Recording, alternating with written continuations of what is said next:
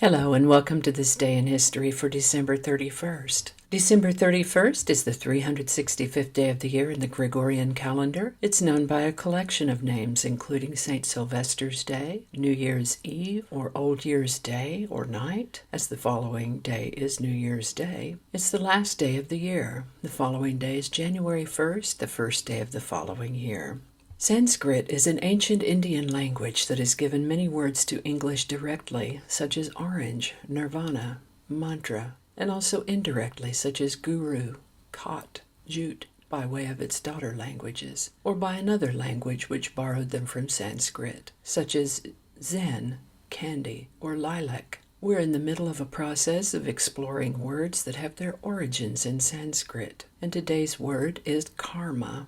Karma is a noun that means a person's actions, bad or good, that determines his or her destiny. In Hinduism, Buddhism, and Jainism, it also means destiny or fate, and can also mean an aura or atmosphere generated by someone or something. The etymology of the word karma comes from Sanskrit karma, which means deed or work. Ultimately, it's from the Indo-European root kur, to make, which also gave us the word Sanskrit, literally well-formed.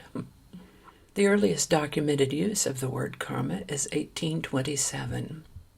Before we get started, I want to mention that links to my research are included in the show notes so that you can follow up on those if you wish. And with that, we're going to start right now in the year 1600, when Queen Elizabeth I of England granted a formal charter to the London merchants trading to the East Indies, hoping to break the Dutch monopoly of the spice trade in what is now Indonesia. In 1796, the city of Baltimore was incorporated as a city. 1862, the USS Monitor was a steam-powered, ironclad warship built for the Union Navy during the American Civil War, the first such ship commissioned by the Navy. Quite an innovation at the time. This ship featured, of course, the iron exterior and a rotating gun turret. After a historic Civil War battle off the coast of Virginia, they wanted to take her down to South Carolina. Now, this ship, in terms of seaworthiness, not so much in the open ocean.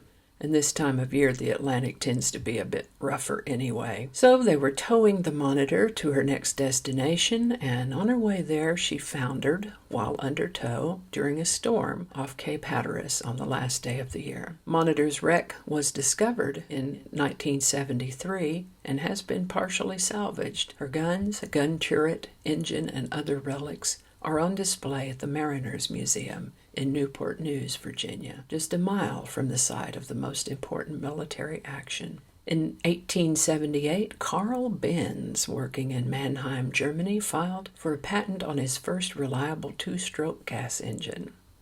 He was granted that patent in 1879. And if that name seems familiar to you, surely you've heard of the Mercedes-Benz automobiles. This is that Benz.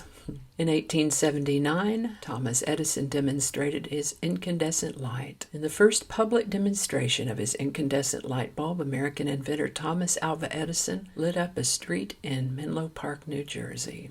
In 1944, Hungary declared war on Germany. On this day, the provisional government of Hungary officially declared war on Germany, bringing an end to Hungary's cooperation, sometimes free, sometimes coerced, with the Axis power. In 1946, on this day, President Harry Truman officially proclaimed the end of hostilities in World War II.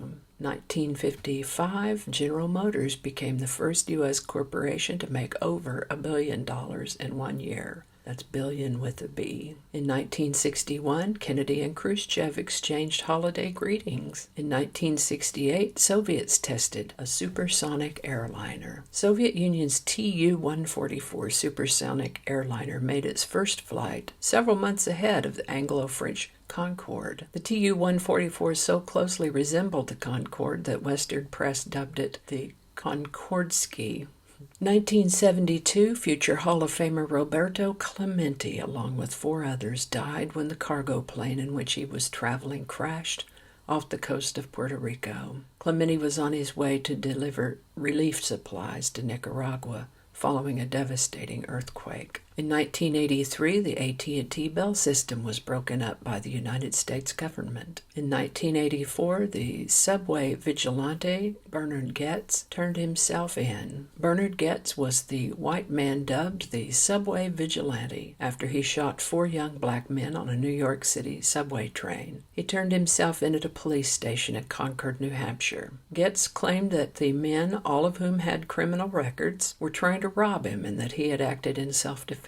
At the time, New York was in the midst of a crime wave, and Goetz was viewed by some people as a hero, an ordinary citizen fighting back against his attackers. In 1987, a Manhattan jury acquitted Goetz of criminal assault and attempted murder. However, he was convicted on a weapons charge for carrying a gun without a license and spent 8 months in jail. On December 31st of 1985, Ricky Nelson died in a plane crash. Former teen idol Rick Nelson died in DeKalb, Texas on December 31st, 1985. Ricky Nelson launched his pop career in 1957 by picking up a guitar and singing at the end of an episode of The Adventures of Ozzie and Harriet, establishing a template for pop music stardom that inspired hundreds of imitators in the decades that followed. But what Ricky Nelson had that so many other actors who failed as pop stars didn't have was actual musical talent. He was on his way to play a New Year's Eve performance in Dallas, Texas when the plane went down.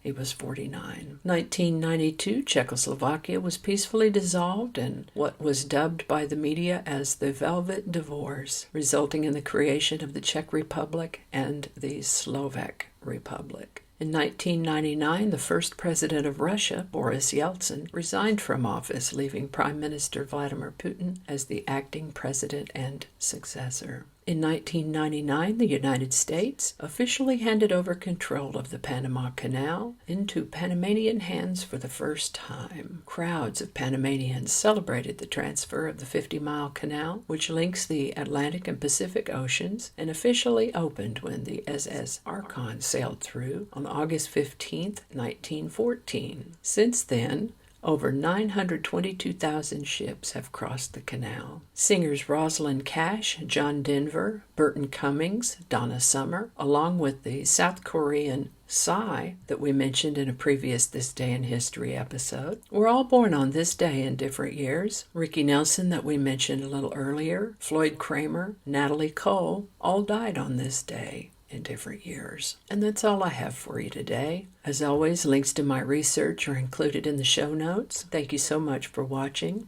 Give it a like if you enjoyed this video. Consider subscribing if you haven't already, and share it around. I'm creeping up on 100 subscribers, and I'd like to knock that out pretty soon. While you're here, check out my other channel, 8 Susquehanna. Thanks again, and have a wonderful New Year's Eve, and I'll see you next time.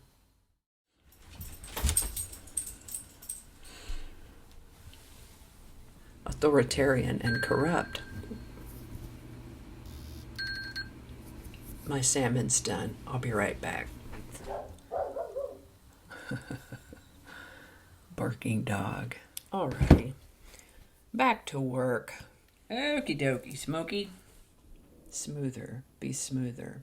That's a lot of words. I'm going to have to look at that.